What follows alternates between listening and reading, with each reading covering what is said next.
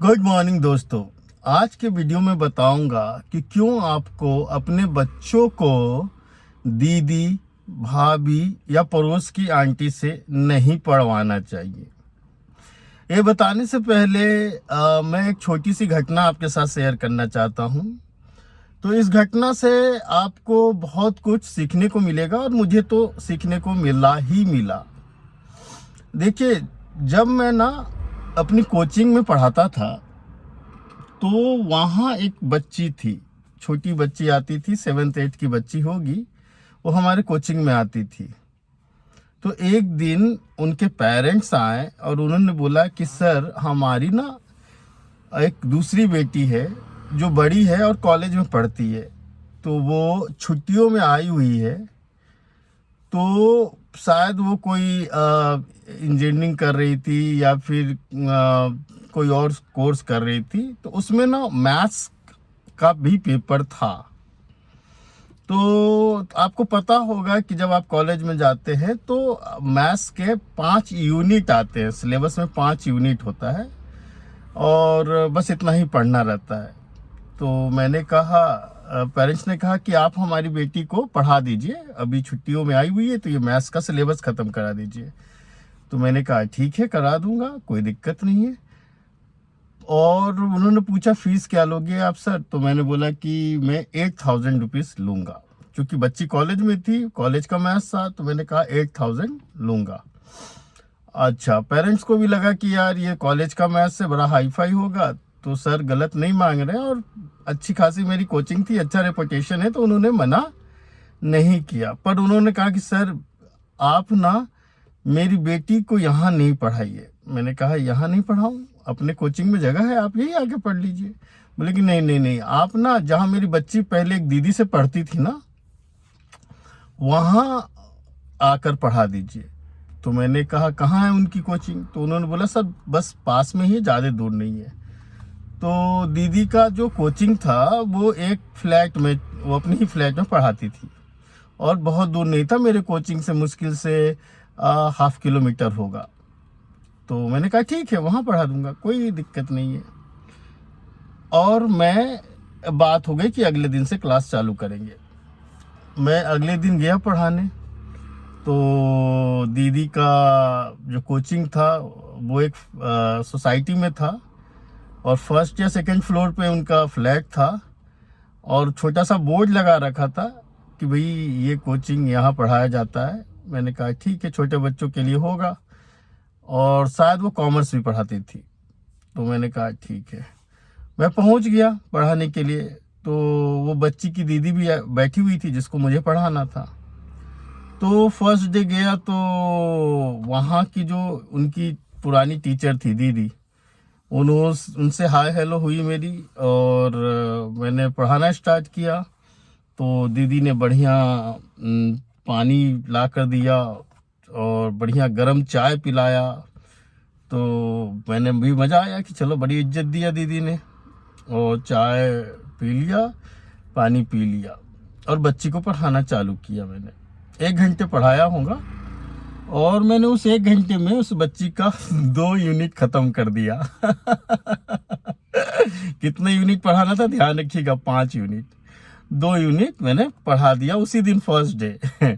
और बच्ची को अच्छे से समझ में भी आ गया, कोई दिक्कत नहीं आई।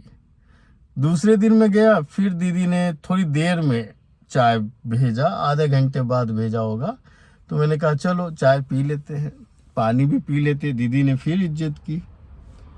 उस दिन मैंने क्या क्या, एक यूनिट और ख़त्म कर दिया, तो 3 यूनिट कंप्लीट हो गया।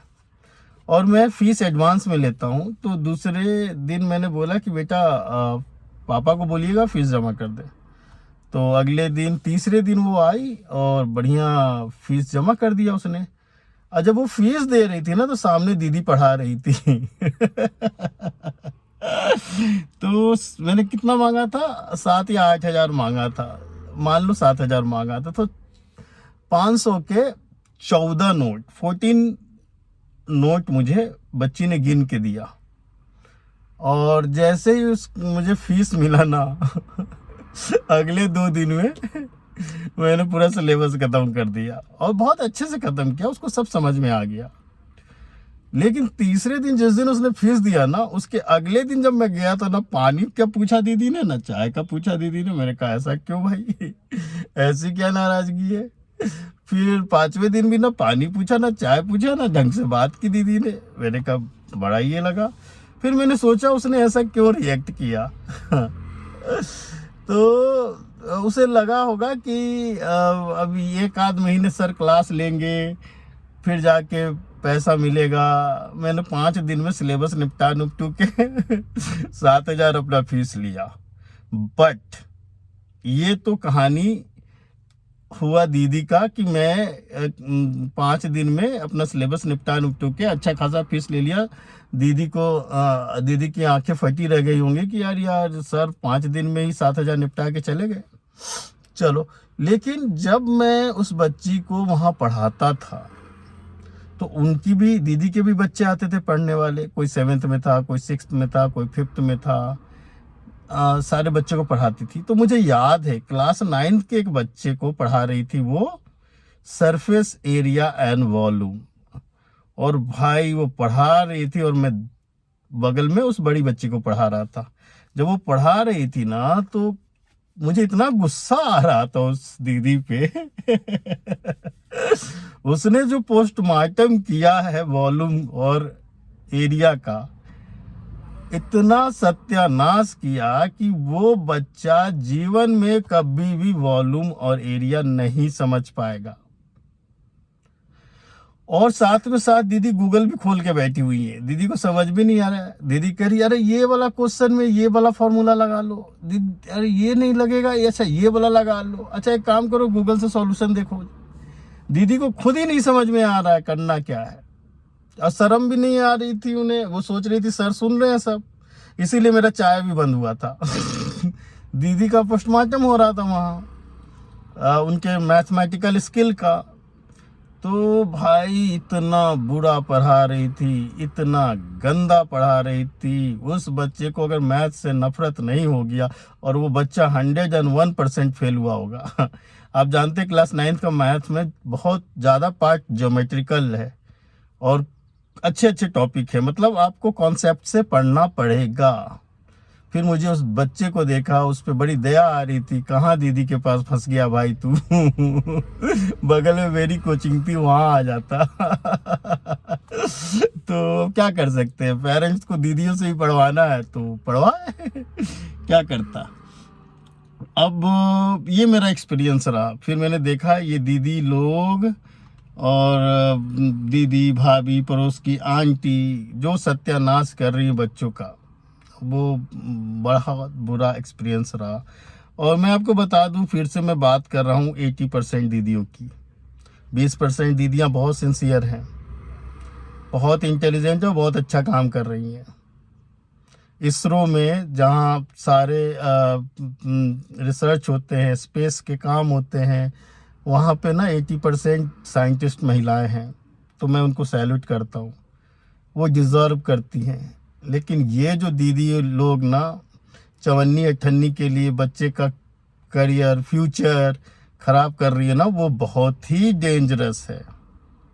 तो हमारा टॉपिक क्या था? हमारा टॉपिक ये था कि भाई दीदियों से क्यों नहीं पढ़ाना चाहिए। तो ये स्टोरी से आपने बहुत कुछ समझ लिया होगा। दूसरी बात देखो, दीदियों ना, दीदी और भाभी जो होती है ना, वो अपने घर में ही पढ़ाती हैं। तो वो पढ़ाई के साथ साथ अपना बढ़िया चाय बनाती हैं, शाम की सब्जी भी काटती हैं, थोड़ा सा व्हाट्सएप भी देख लेती हैं, बढ़िया बच्चों के साथ मीठी मीठी बातें भी हो जाती है और साथ में थोड़ी पढ़ाई भी हो जाती है। तो ये दीदी इस स्टाइल से पढ़ाती हैं तो बहुत ज़्यादा उस पर अच्छा आउटपुट नहीं निकल पाता है। और दीदी पढ़ाएं भी क्यों? दीदी का गोल क्या है? दीदी का गोल है कि भाई, या भाभी का गोल है कि भाई अपना खर्चा निकल जाए, अपने पॉकेट खर्च निकल जाए, थोड़ा सा शॉपिंग वॉपिंग के लिए पैसे आ जाएं। तो बस काम चल रहा है, पैसे जो भी आ रहे हैं 10,000 15,000 8,000 जो भी आ रहे हैं वो उनका पॉकेट खर्च के लिए काफ़ी है। उनका गोल ये थोड़ी है कि यहाँ इसमें करियर बनाना है, या रिस्पॉन्सिबिलिटी थोड़ी है कि मुझे अच्छा करके अपने फैमिली को पालना है। क्यों? क्योंकि पति तो है कमाने के लिए। अब दीदी और भाभी का पति भी तो है, वो कहीं बेचारा कमा रहा है, अच्छी अर्निंग कर रहा है, तो कोई इतना रिस्पॉन्सिबिलिटी भी नहीं है। अब बच्चे आए तो ठीक है, नहीं आए तो भी ठीक है, क्या करना है। तो एक दूसरी फ़ायदा तो ये होता है दीदियों को कि भाई सपोर्ट होता है उनको, वो सेकेंड इनकम के लिए काम करती है। हम सेकेंड इनकम के लिए काम नहीं करते, वो हमारा प्राइमरी इनकम है, दाल रोटी रुक जाएगा हमने अगर ऐसे पढ़ाया गंदे तरीके से तो ये था दूसरा रीज़न। तीसरा रीज़न वही, दीदी कभी भी छुट्टी दे देंगी कि आज यहाँ जाना है, कल वहाँ जाना है, कैसा है वैसा है, तो ये बहुत गड़बड़ है। पर छोटे बच्चे जो बहुत छोटे होते हैं, first class, second class, third class, वो बेस्ट है दीदियों के लिए। उनको दीदियों के पास ही भेजो, को खूब लिखवाती हैं तो राइटिंग स्किल डेवलप हो जाता है और रीडिंग स्किल डेवलप हो जाता है, और प्लस माइनस तो करवा लेती हैं दीदी अच्छे से, प्लस माइनस मल्टीप्लिकेशन करा लेती हैं, डिवीज़न भी करा लेती हैं, तो कोई प्रॉब्लम नहीं है। तो क्लास 3, 4, 5 तक भेज सकते हो, उसके बाद मत भेजा करो। तो ये एक्सपीरियंस है, इसीलिए आपको ही मना कर रहा हूँ कि भाई आप एक्सपर्ट से पढ़ाएं बच्चों का, थोड़ा पैसे खर्च कर लें, थोड़ा सा अच्छे टीचर, हो सकता है कुछ पैसे ज़्यादा लें, पर वो अच्छे टीचर से, एक्सपर्ट से पढ़वाओ, तो बच्चों का बेस स्ट्रॉन्ग होगा, उनका इंटरेस्ट मैथ्स में क्रिएट होगा। ठीक है, चलो ये सब तो बातें हो ही गई, लेकिन मैंने एक नया सेक्शन चालू किया था, राइट, याद है ना आपको? बूझो तो जाने, टेस्ट योर मैथमेटिकल स्किल बहुत बेसिक चीज़ें हम पूछते हैं इसमें। तो आज का जो सवाल है वो स्पेशल दीदी भाभीियों के लिए भी है कि आपको कितना समझ में आता है ये चीज़। देखो, मैं एक छोटा सा एग्जांपल ले रहा हूँ, राइट। मैं स्क्रीन पे कुछ लिख कर दे दिखाऊंगा, इतनी एडिटिंग करने में बहुत टाइम लगता है, तो आप ध्यान से मेरे सवाल को सुनो। 0.2, 0.02, 0.002, मैंने 3 नंबर बताए, 0.2, 0.02, 0.002। ये तीनों डेसिमल के नंबर है। अगर आपको एक्सप्लेन करना है कि what is the difference between these 3 number, तो हाउ कैन यू एक्सप्लेन, कैसे बच्चों को समझाओगे, और एक्चुअली इसका क्या मतलब होता है। आप सब भी कमेंट में अपने आंसर को लिखें, ज़्यादा से ज़्यादा जवाब दें, गूगल की ज़रूरत नहीं पड़ेगी। ठीक है, बहुत बेसिक सा क्वेश्चन है, और इससे आपको पता चलेगा कि किसी बच्चे का मैथ्स में अप्रोच क्या होना चाहिए और उसको कैसे समझना चाहिए। तो आज के लिए इतना ही।